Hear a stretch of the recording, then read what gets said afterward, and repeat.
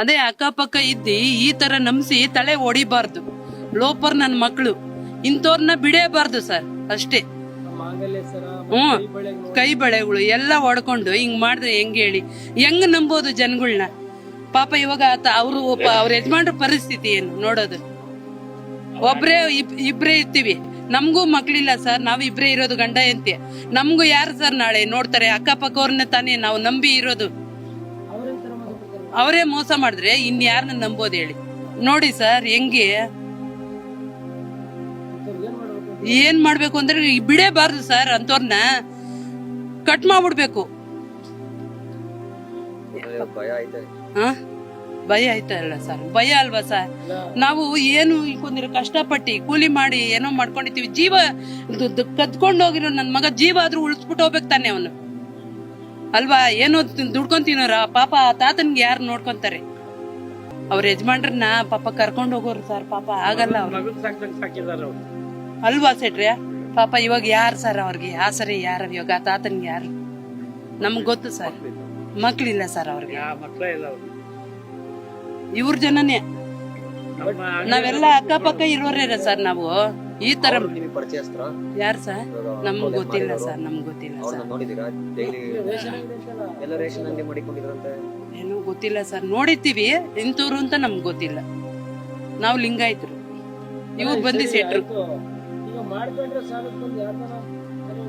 ಹೌದು ಸರ್, ಹಂಗ್ ಮಾಡ್ಬಾರ್ದು ಸರ್. ಸಾಲ ಕೊಟ್ಟಿರ್ತೀವಿ, ತಗೊಂಡಿರ್ತೀವಿ, ಈ ತರ ಮಾಡಿದ್ರೆ ಹೆಂಗ ಸರ್? ಏನಕ್ಕೆ ಬೇಜಾನ್ ಐತಂತೆ ಅವನ್ಗೆ? ಏನ್ ಮಾಡ್ಬೇಕು ಈ ತರ? ಹೆಂಗ್ ಮಾಡ್ಬೇಕು ಸರ್? ಮನೆ ಮಾರ್ಬಿಟ್ಟು ಸಾಲ ತೀರ್ಸ್ಬೇಕಿರೋದು ಅವ್ರಿಗೆ, ಯಾರಿಗೋ ಮಾಡಿರೋರ್ಗೆ. ಇವಾಗ ಮಾಡಿದಾರಲ್ಲ ಸರ್, ಯಾರು ಹೆಸರು ಗೊತ್ತಿಲ್ಲ ಸರ್ ನನ್ಗೆ, ಅಷ್ಟೊಂದು ಗೊತ್ತಿಲ್ಲ. ನಮ್ಗ್ ಗೊತ್ತಿಲ್ಲ ಸರ್. ಅವ್ರಿಗೆ ಇದು ಮಾಹಿತಿ ಬರ್ತಾ ಇರೋದು ಬೇಜಾನ್ ಇದೆ ಅಂತೆ.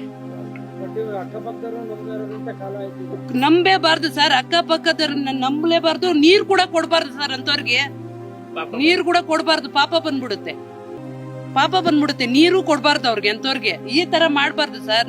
ನಂಬಿಸಿ ಕತ್ಕುಯ್ಬಾರ್ದು ಸರ್ ಅವ್ರಿಗೆ. ಇಲ್ಲ ಒಡವೆ ತಗೊಂಡೋದ್ರಲ್ಲ, ತಗೊಂಡೋಗ್ಲಿ, ಜೀವ ಉಳಿಸ್ಬೇಕಾಯ್ತು ಅವನು. ಜೀವ ಉಳಿಸ್ಬೇಕಾಯ್ತು ಅವನು. ಯಾರಾದ್ರೆ ಏನ್ ಇವಾಗ? ನಾವು ಓಡಾಡ್ತಾ ಇರ್ತೀವಿ, ಅಕ್ಕಪಕ್ಕ ಓಡಾಡ್ತಾ ಇರ್ತೀವಿ, ನಮ್ಮನ್ನ ಹಿಂಗ್ ಮಾಡಿದ್ರೆ ಯಾರು ಓಣೆ? ಇವಾಗ ನಮ್ಮ ಯಜಮಾನ್ರಿಗೆ ಯಾರು ಆತಾರೆ? ನಮ್ಗೂ ಮಕ್ಳಿಲ್ಲ, ಯಾರು ಆಸರೆ ಆತಾರೆ? ವಾಲೆ ಹಾಕಂಗಿಲ್ಲ, ತಾಲಿನೂ ಹಾಕಂಗಿಲ್ಲ. ಮೊನ್ನೆ ಬಂದು ಯಾರಿಗೂ ಅಮ್ಮಂಗೆ ಕಾಲೇ ಚೈನ್ ಕಟ್ ಮಾಡ್ಕೊಂಡ್ ಹೋಗ್ಬಿಟ್ಟವ್ರಂತ, ಕಾಲು ಆ ಕಿವಿ ಒಬ್ರಿಗೆ. ಏನ್ ಸರ್ ಹಿಂಗಾಗೋಯ್ತು ಕಾಲ? ದುಡ್ಕೊಂಡ್ ತಿನ್ನಕ್ಕೇನ್ ದೊಡ್ಡರಾಗನ ಸರ್? ಹೇಳಿ ಸರ್, ಕೂಲಿ ಮಾಡಿ ಬಾತ್ರೂಮ್ ತೊಳಿರಿ. ನೆಲಮಂಗಲ ಟೌನ್ನ ಪೇಟೆ ಬೀದಿಯಲ್ಲಿ ಶೋಭಾ ಮತ್ತು 60 ವರ್ಷ ಮತ್ತು ಅವರ ಹಸ್ಬೆಂಡ್ ಇಬ್ರು ವಾಸ ಆಗಿರ್ತಾರೆ. ಈ ದಿನ ನಮಗೆ ಈವ್ನಿಂಗ್ ಮಾಹಿತಿ ಬರ್ತದೆ, ಇವರ ಹಸ್ಬೆಂಡ್ ಲಾಸ್ಟ್ 10 to 12 ಇಯರ್ಸ್ನ ಬ್ರೈನ್ ಸ್ಟ್ರೋಕ್ ಅಲ್ಲಿ ಇರ್ತಾರೆ. ಆತನ ಎಲ್ಲ ಆರೈಕೆಯೂ ಸಹ ಈ ಶೋಭಾ ಹೆಂಡ್ತಿನೇ ಮಾಡ್ತಾ ಇರ್ತಾರೆ. ಪ್ರತಿದಿನನೂ ಹಸ್ಬೆಂಡ್ಗೆ ಬ್ರೈನ್ ಸ್ಟ್ರೋಕ್ ಆಗಿರೋದಕ್ಕೆ ಫಿಸಿಯೋಥೆರಪಿ ಮಾಡಲಿಕ್ಕೆ ಒಬ್ಬರು ಡಾಕ್ಟರ್ ಬರ್ತಾರೆ. ಅವರು ಸಂಜೆ 6:30 ಬಂದಾಗ ಈ ಶೋಭಾ ಕೊಲೆ ಮಾಡಿರ್ತಾರೆ ಯಾರೋ. ಸೊ ಆ ಬಗ್ಗೆ ನಮಗೆ ಮಾಹಿತಿ ಸಿಗ್ತದೆ. ಅದರಂತೆ ಬಂದು ಈಗ ತನಿಖೆಯನ್ನು ನಡೆಸ್ತಾ ಇದ್ವಿ. ಸೊ ತನಿಖೆ ಎಲ್ಲ ಆಯಾಮಗಳಲ್ಲೂ ಸಹ ಮಾಡಲಾಗ್ತದೆ. ತನಿಖೆಯಿಂದ ಏನಾಗಿದೆ ಅಂತ ಹೇಳ್ಬಿಟ್ಟು ದುಡ್ಡು ಬರ್ತದೆ. ನಾನು ಮತ್ತೆ ಇದ್ರ ಬಗ್ಗೆ ಮಾಹಿತಿ ನೀಡ್ತೀನಿ. Thank you. ಈಗ ಈ ಹಂತದಲ್ಲಿ ಯಾವುದೇ ತೀರ್ಮಾನಕ್ಕೆ ಬರ್ಲಿಕ್ಕೆ ಸಾಧ್ಯ ಇಲ್ಲ. ತನಿಖೆ ನಂತರ ಈ ಬಗ್ಗೆ ನಾವು ಸ್ಪಷ್ಟವಾಗಿ ಹೇಳಲಿಕ್ಕೆ ಸಾಧ್ಯ ಆಗ್ತದೆ. ಇದು ಘಟನೆ ಬಹುಶಃ ಯಾರೋ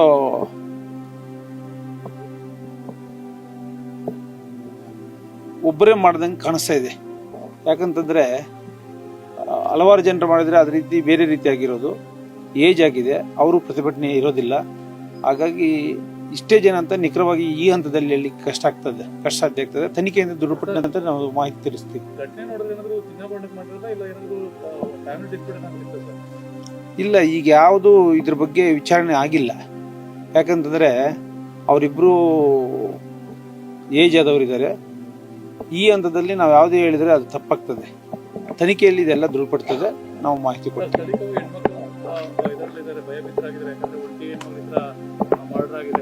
ಸೇಫ್ಟಿ ಇಲ್ಲ ಅಂತ ಹೇಳ್ತಾರೆ ಹೆಣ್ಮಕ್ಳೆಲ್ಲ. ಖಂಡಿತ ಇದ್ರ ಬಗ್ಗೆ ನಾವು ತನಿಖೆ ಮಾಡ್ತೀವಿ. ಯಾರು ಅದಕ್ಕೆ ಕಾರಣಕರ್ತರಾಗಿರ್ತಾರೋ ಅವ್ರ ಮೇಲೆ ಕಾನೂನು ಕ್ರಮ ಜರುಗಿಸ್ತೀವಿ.